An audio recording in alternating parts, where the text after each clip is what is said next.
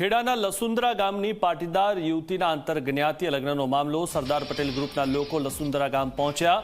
વરુણ પટેલ, દિનેશ બાંભણિયા લસુંદરા ગામ પહોંચ્યા અને ગામના અને સમાજના અન્ય લોકો પણ ઉપસ્થિત છે.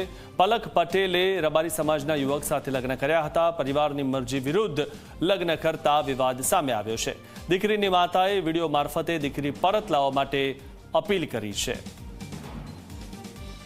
વરુણ પટેલ, દિનેશ બાંભણિયા લસુંદરા ગામ પહોંચ્યા છે અને પરિવારની મરજી વિરુદ્ધ લગ્ન કર્યા હતા. ગામના અને સમાજના અન્ય લોકો પણ ઉપસ્થિત રહ્યા છે. ત્યારે પલક પટેલે રબારી સમાજના યુવક સાથે લગ્ન કર્યા હતા અને હવે પોતાની દીકરી પરત મળે તેવી માંગણી થઈ રહી છે. ત્યારે ગામના અને સમાજના અન્ય લોકો પણ ઉપસ્થિત રહ્યા છે.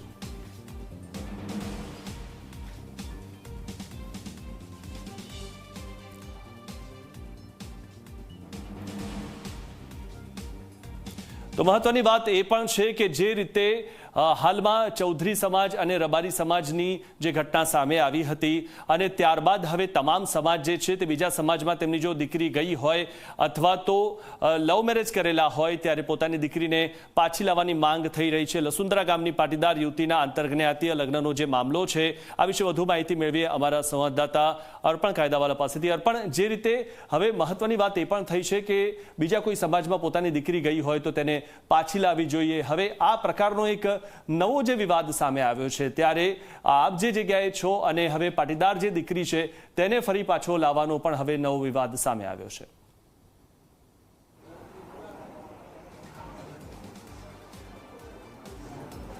બિલકુલ મિથુન, આજે સામાજિક વિષય છે. ભૂતકાળમાં આપણે જોતા આવ્યા છે કે આ પ્રથમવારની ઘટના નથી કે કોઈ યુવક કે યુવતી પોતાના પરિવારથી વિરુદ્ધ, પોતાના સમાજથી વિરુદ્ધ અન્ય સમાજમાં લગ્ન કર્યા હોય, પરંતુ આ વિવાદનું માધ્યમ હવે સોશિયલ મીડિયા બન્યું છે. કારણ કે જેઓ આંતરજ્ઞાતિ આ પ્રકારનું લગ્ન થાય છે તે સાથે જ કોઈ એક સમાજ દ્વારા, તેના કોઈ કથિત આગેવાન દ્વારા આ વિષયને વધુ વિવાદિત કરનાર હોય તે પ્રકારના વિડીયો વાયરલ કરવામાં આવે છે. ભૂતકાળના કેટલાક જે વિવાદ જોયા તે બાદ હમણાંની વાત કરીએ તો ખેડા જિલ્લાના લસુંદરા ગામની જે પાટીદાર યુવતી છે 19 વર્ષીય, તેને આંતરજ્ઞાતીય લગ્ન કર્યા છે. પોતાના પરિવારથી વિરુદ્ધ ભાગીને અન્ય સમાજના યુવક સાથે લગ્ન કર્યા છે. એટલે થોડા સમય પહેલાં જે રીતે ગુજરાતના મહિલા લોક ગાયકનો જે વિવાદ હતો તેનામાં સમાજના આગેવાનોએ જે નિવેદનો કર્યા હતા સોશિયલ મીડિયા પર, તેને આધાર બનાવીને હવે આ પાટીદાર યુવતીનો જે પરિવાર છે તે પોતાની દીકરીને પરત માંગી રહ્યો છે. એટલે આખાએ આ વિષયમાં હાલ તો પાટીદાર સમાજના જે આગેવાનો છે, ખાસ કરીને એસપીસી સરદાર પટેલ ગ્રુપ, તેમાં પણ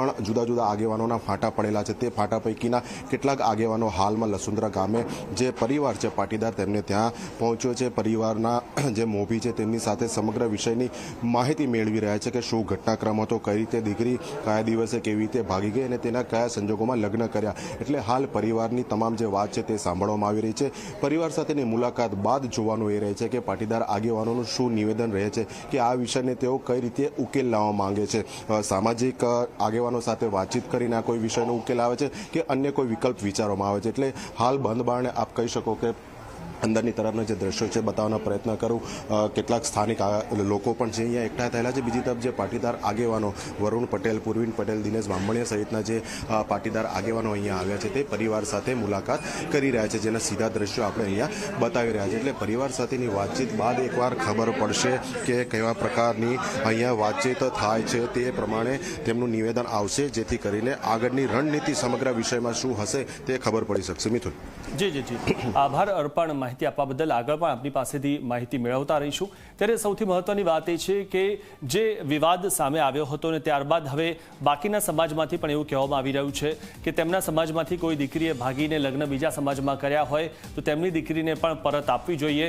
અને જે વિવાદ જે સામે આવ્યો હતો તે ચૌધરી સમાજ અને રબારી સમાજનો વિવાદ હતો. ત્યારબાદ હવે પાટીદાર સમાજ પણ તેમની દીકરીને પરત માંગી રહ્યો છે.